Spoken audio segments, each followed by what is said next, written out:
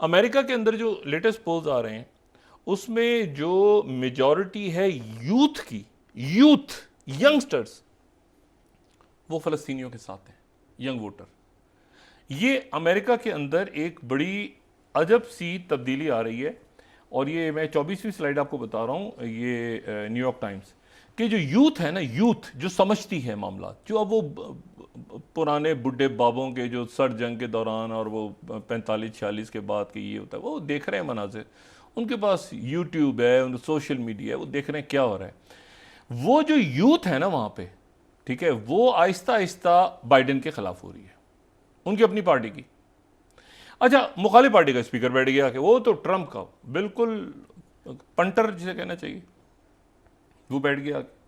तो president Biden के लिए इस वक्त प्रॉब्लम्स हैं कि यूथ का जो वोट है अमेरिका में, यूथ का वोट वो प्रो इसराइल, एंटी इसराइल और प्रो पैलेस्टीनियन हो रहा है और ह्यूमैनिटेरियन ग्राउंड पे हो रहा है। ये मैं आपसे कहा ना, कई मुस्लिम मुल्कों से ज़्यादा गैर मुस्लिम मुल्कों में ये जो इंसानी हकूक़ की बात उठती है, तो वो स्पेन, फ्रांस, इनके डॉक्टर्स पहुंच गए गज़ा। आज आप देखें गज़ा, स्पेन, फ्रांस और पता नहीं बरतानिया, कई मुल्कों के जो डॉक्टर्स हैं उनकी टीमें गज़ा पहुंच गई हैं आज, गज़ा के अंदर, कि जी ये डॉक्टर्स थक गए हैं तो हम आ गए हैं मदद के लिए।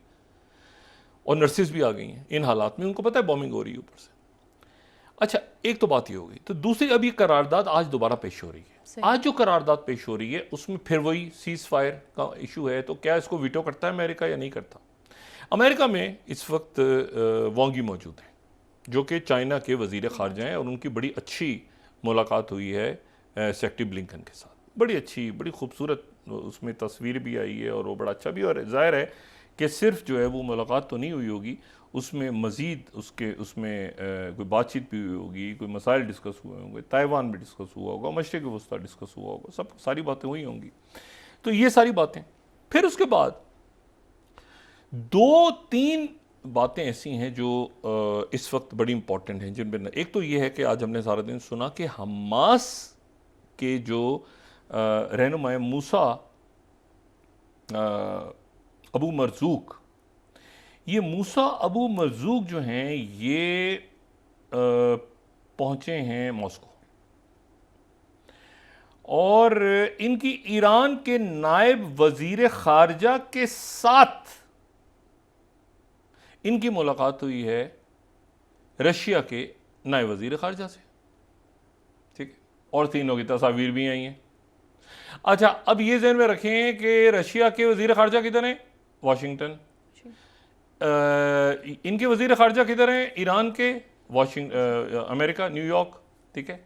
और जो नायब वजीर खारजा हैं दोनों मुल्कों के, वो मौजूद है मॉस्को में, और साथ कौन है? हमास के नंबर 2, ठीक है।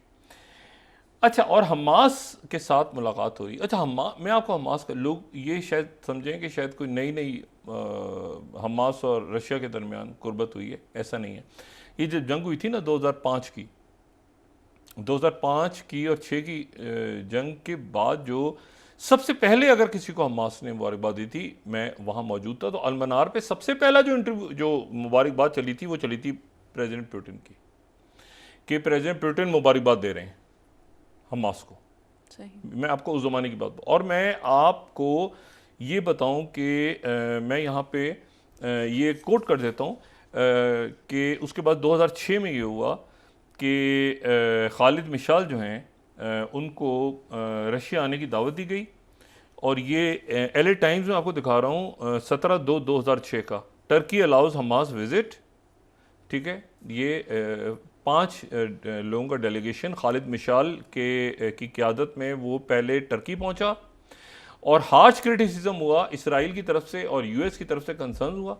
और ये डेलीगेशन जो है ये टर्की के उस वक्त के वजीर आज़म तैयब एर्दोगन ने रिसीव किया, लेकिन ये ग्रुप जो है वो उन्होंने कहा कि कोई मीटिंग नहीं हुई, अच्छा, तरदीद कर दी।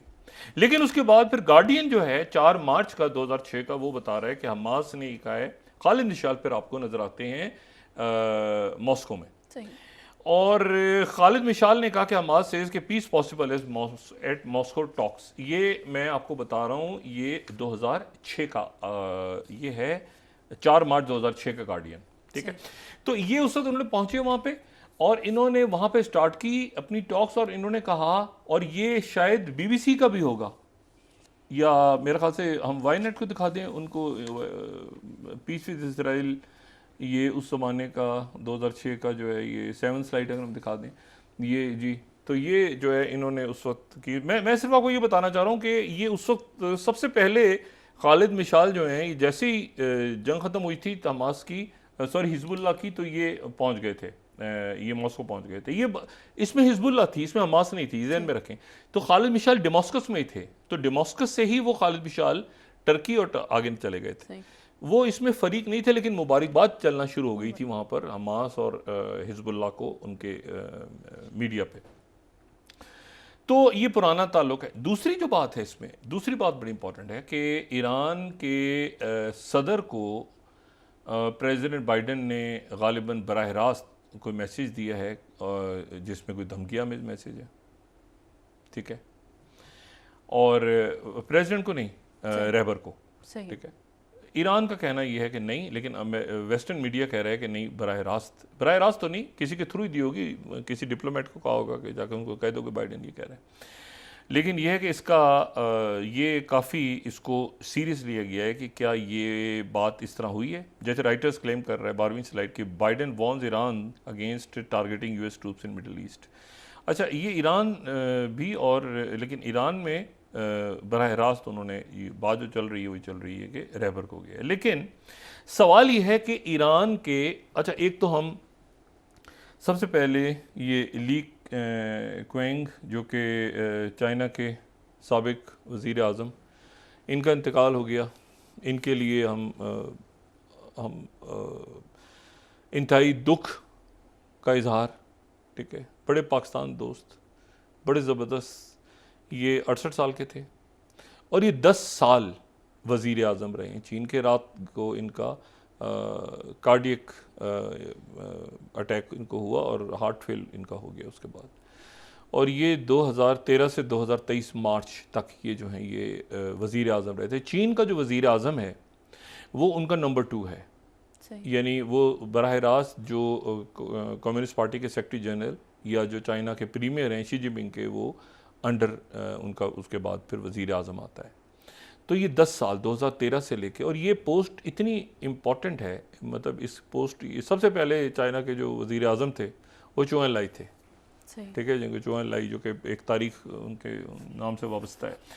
तो वो तो ये तो हो गया, लेकिन जो अभी मौजूदा चाइना के वज़ीर आज़म हैं वो किधर हैं भाई? अभी मौजूदा जो वज़ीर आज़म हैं वो कहाँ हैं? ये बात बड़ी इंटरेस्टिंग है, यानी जो ली क्वेंग है वो कहाँ पे हैं।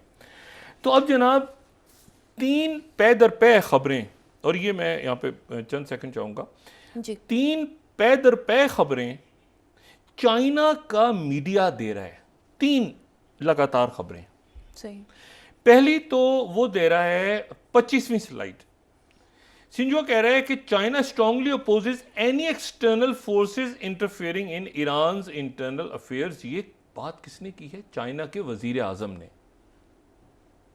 चाइना के वजीर आजम ने कहां पर की है? ये की है बिशक में, जहां पर ये एससीओ का इजलास हो रहा है, शंघाई कॉरपोरेशन ऑर्गेनाइजेशन का। वहां पर उनकी मुलाकात हुई है मोहम्मद मुकब्बर जो कि ईरान के नायब सदर हैं उनके साथ, यानी इब्राहिम रईसी के नंबर 2। फिर दूसरी खबर जो इन्हीं का मीडिया, चाइना का ही मीडिया दे रहा है, वो 27वीं स्लाइड है। China just in China to strengthen communication coordination with Iran within multilateral mechanisms. फिर उनके वजीर आजम का बयान है, चाइना के वजीर आजम बयान दे रहे हैं। और तीसरा जो बयान है उनका फिर बैक टू बैक, ये 29 Iran foreign minister warns US of consequences of continued killing in Gaza.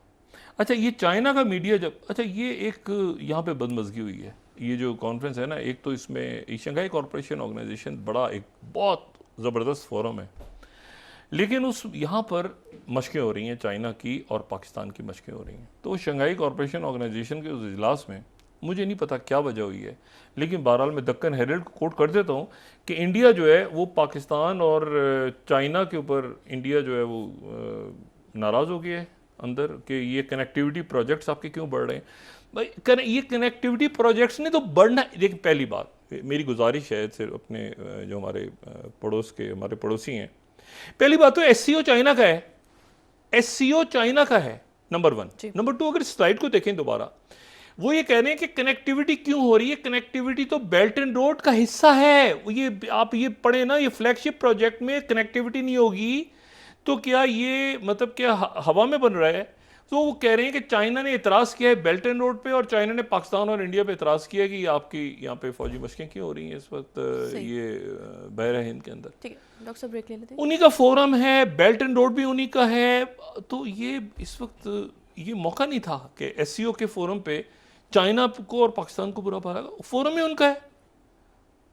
तो ये मौका नहीं, उसके बाद बात करते हैं कि ये क्या जंगबंदी का मतलब है कि इसराइल हार गया, सही हो और गया। क्या ये मुमकिन है कि इसराइल हार गया तो फिर क्या होगा।